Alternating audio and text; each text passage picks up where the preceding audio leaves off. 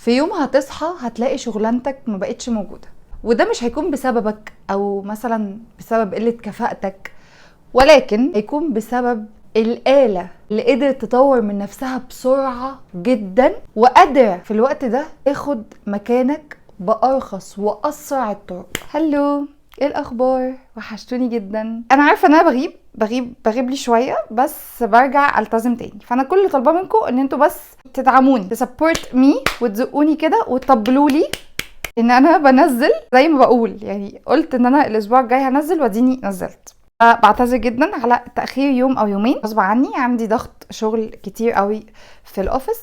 بس يلا نبتدي، وما ننساش نصلي على النبي. الذكاء الاصطناعي بقى بيتطور بشكل مخيف كل يوم عن التاني، عشان كده في بعض الوظائف اللي هتختفي بشكل فعلي في خلال سنة او 2 من دلوقتي. فلو انت بتشتغل شغل روتيني او بتكرر نفس الحاجة كل يوم، وخصوصا في الاشغال اللي انا هقولها، ال5 وظائف اللي انا هقولهم في الفيديو ده، اسمع الفيديو للاخر. الفيديو ده ليك، مهم قوي تعمل بالتيبس اند تريكس اللي انا هقدمها، سواء في الوظائف اللي انت بتشتغلها اللي هم ال5 وظائف، وظيفة من الوظائف دي، او في النصايح اللي انا هقدمها في الوظائف اللي في الماركت، الوظائف اللي اوريدي شغالة وبقوة دلوقتي. 5 وظائف هيتم انقراضها، هيتم اختفائها بشكل تدريجي بالذكاء الاصطناعي. اول وظيفة كلنا عارفينها بلا استثناء واكيد عدينا عليها، وهي الكاستمر سيرفيس او خدمة العملاء.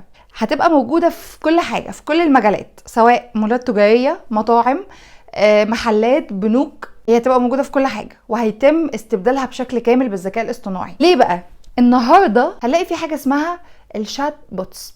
الشات بوتس ده شات بيرد على الناس بكفاءة عالية جدا، بيدي ردود أسرع بكتير من الإنسان، وبيقدر يحل مشاكلهم. يعني لو شغلتك انك كل يوم بتكرر نفس الحاجة، هي انك بترد على أسئلة وانكوايرز عن أي حاجة في أي مجال، خد بالك. هديك نبذة صغيرة عني للي ما يعرفنيش. أنا قبل شغلي في الماركتينج أنا كنت شغالة as customer service أو خدمة عملاء في مول تجاري شهير. المهم، أنا في شغلي ده كنت بلاحظ مع الوقت ان بيتم استبدال موظف خدمة العملاء في مولات تانية او في اماكن تانية فيها خدمة عملاء زي حالاتي بشات بوتس او بمابس. لقيت ان الموضوع بقى سهل، وانه مع الوقت وقريب جدا في المستقبل القريب ممكن عادي قوي ان هم يستبدلوا اصلا الشخص اللي واقف موظف خدمة العملاء حاجة زي الروبوت يبقى واقف.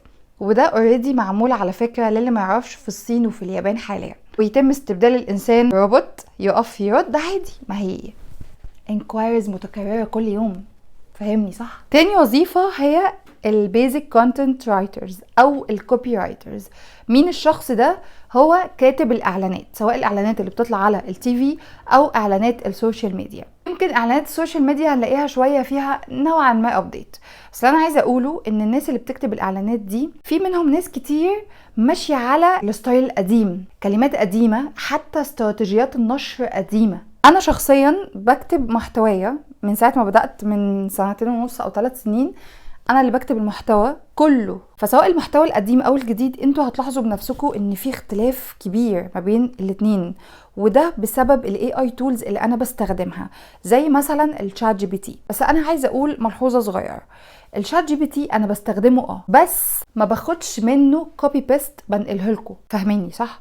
يعني انا باخد من الشات جي بي تي الكلام اللي بيقوله، بدمجه بطريقتي انا، وبدمجه بالمعلومات بتاعتي اللي انا دعبست وجبتها في اي توبيك انا بعرضه لكم، وبنقله لكم بطريقتي وباسلوبي وبكلماتي، سواء القديمه او المستحدث منها. ثالث وظيفه المحاسبين المبتدئين اللي هم الجونيور اكاونتنتس. مالهم بقى بالذكاء الاصطناعي؟ زي ما قلنا الذكاء الاصطناعي بيطور نفسه اول باول، فالذكاء الاصطناعي دلوقتي بقى بيقدر يتعامل مع الحسابات بشكل اسرع، بقى بيطلع فاينانشال ريبورتس اسرع، بقى بيحسب الضرايب وبيطلع ارقام ادق واسرع بكتير من الانسان. فانت كل اللي انت هتعمله ان انت بس هتحاول تتماشى مع الاي اي في الحته بتاعتك هنا.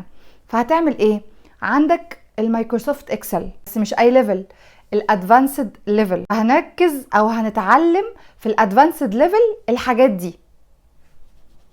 خد سكرين شوت، والحاجات دي خد برضو سكرين شوت. طيب الحاجات دي هنلاقيها فين؟ الحاجات دي هنلاقيها على يوتيوب، هنلاقي ناس كتير فاهمة في المجال بتشرحها. غير يوتيوب هنلاقيها في كورسات على يوديمي. عندك مثلا الكويك بوك، ده برنامج محاسبي مشهور جدا. بيساعد في ايه؟ بيساعد والله في الفواتير، المصروفات، تقارير الارباح والخسائر، وكمان الحسابات البنكية. حتى لو مش شغال على كويك بوك حاليا تقدر تتعلمه علشان هيقوي معاك قوي السي في بتاعك. عندك مثلا زهوبك، ده بديل حلو وسهل تقدر تتعلمه لو انت لسه جونيور. طب بلاش دول، عندك مثلا جوجل شيتس وجوجل لوكر ستوديو، ده بديل برضو حلو هيساعدك تطلع ريبورتس قوية ومظبوطة. عندك كمان شات جي بي تي والاي اي تولز، واللي هيساعدوك في شرح مفاهيم محاسبية معقدة. رابع وظيفة الجرافيك ديزاينر التقليديين جدا، واللي مصممين يقفوا مكانهم وما يتطوروش خالص. بص يا باشا، لو تصميماتك كلها عبارة عن كوبي بيست او ما فيهاش فكرة او عبارة عن عناصر مجمعة مع بعضها وخلاص، فصدقني انت وشغلك ده في خطر. فاللي محتاج تعمله دلوقتي انك هتدخل الاي اي تولز في شغلك، هتدمجهم في شغلك، واللي هيساعدوك جدا على فكرة تطلع ديزاين تحفة في ثواني زي ميد جورني او كانفا. وعلى فكرة كانفا في ناس كتير شايفاه ان هو للجونيورز بس اللي انا عايزه اقوله بقى واللي انا اكتشفته مع الوقت ان كانفا زي ما في حته كده للجونيورز سهله ولذيذه، في برضه حتت قويه جدا وعميقه قوي مش هتعرف توصلها غير لو دعبست بس. ادخل على بيهانس هتشوف اعمال ناس محترفه حقيقيه تتعلم تنسيقات الالوان والخطوط والستايل. عندك كمان بنترست اللي هو ده كنز لوحده حرفيا، هيلهمك افكار والوان مختلفه ما جاتش في بالك. لو عايز بقى تتعلم بشكل براكتيكال اكتر بايدك، او قناة على يوتيوب اسمها The Future، دي بقى بتعمل ايه؟ دي بتعلمك البراندنج، وكمان ازاي تختار الخطوط اللي هتشتغل عليها، بلس كمان ازاي تتعامل مع العملاء. اسمها سكيل شير او دوميستيكا، ودي بقى هتديك كورسات عملية جدا وبروجكتس تشتغل عليها. وتقدر تختار كورسات زي دول من التشانل دي. خد سكرين شوت. ندخل على اللي بعده، خامس وظيفة واخر وظيفة، وهي الادمن اسيستنت او المساعد الاداري، او من الاخر كده يعني السكرتارية. المساعد الاداري ده او السكرتير بيعمل ايه؟ والله هو اللي بيرد على الميلز، هو اللي بينظم التاسكس والمواعيد، هو كمان اللي بيفولو اب. فلو شغل حضرتك روتيني بحت اداري زي اللي انا بقوله ده، ففوق لنفسك من دلوقتي وشوف هتعمل. دلوقتي هنيجي للجزء التاني والمهم من الفيديو، وهو هتعمل ايه عشان تكون مستعد اكتر للي هتشوفه في السنة او السنتين اللي جايين وما تتفاجئش. اولا كده انت هتطور من السكيلز بتاعتك اللي الاي اي مش هيقدر يعملها بسهولة، زي مثلا الكريتيكال ثينكينج التفكير النقدي، الهيومن كوميونيكيشن التواصل الانساني، البروبلم سولفينج حل المشاكل. الحاجات دي مفيش روبوت هيعملها زيك، دي الفاليو اللي بتميزك عن الآلة. تاني حاجة ومهمة قوي، لازم تتعلم المهارات المطلوبة في السوق دلوقتي،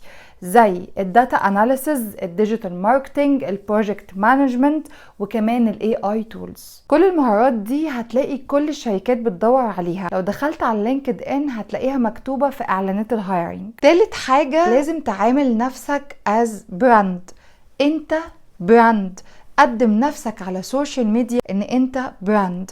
لازم تتعلم يعني ايه البيرسونال براندنج. لو انت عملت ده صدقني ده السي في اللي هيبقى مطلوب منك في المستقبل. تعود تشير مع الناس اللي بتتعلموا السكيلز بتاعتك، شغلك. اعمل يوتيوب تشانل، نزل بوستس مكتوبة عن شغلك او عن اللي انت تعرف تفيد بيه الناس، سواء على فيسبوك او على اي منصة تانية زي اكس ولينكد ان. وكمان طور من لينكد ان خاص بيك. رابع نقطة، وصدقوني النقطة دي مهمة، خليك دايما متعلم وشغوف، خليك دايما عندك شغف للتعلم. خد كورسز، احضر ويبينارز، اقرا كتب، اتعلم مع نفسك تعلم ذاتي. صدقني ده مهم وهيساعدك فيما بعد. في ناس كتير للأسف خايفة من الذكاء الاصطناعي وللأسف مش عايزة تتعلمه. أنا بقولك صدقني الذكاء الاصطناعي مش جاي يسرق شغلك، هو بس كل اللي هيعمله انه هيشد السجادة من تحت رجليك طول ما انت واقف مكانك. فابدأ من النهاردة، شوف المهارة اللي انت هتبقى حاسس انك فاهم فيها وممكن تميزك في الماركت، وابتدي اشتغل عليها. ولو حاسس ان شغلتك في خطر ومهدده بالاختفاء من الذكاء الاصطناعي، اكتب لي تحت في التعليقات الاندستري اللي انت شغال فيها وهقولك تتصرف ازاي. وقولي في التعليقات من وجهة نظرك ايه الشغلانات التانية اللي ممكن تستبدل بالذكاء الاصطناعي. وبس كده انا خلصت. لو استفدت اضغط لايك واعمل سبسكرايب، وما تنساش تفعل زر الجرس عشان يجيلك الفيديو الجاي على طول. سلام.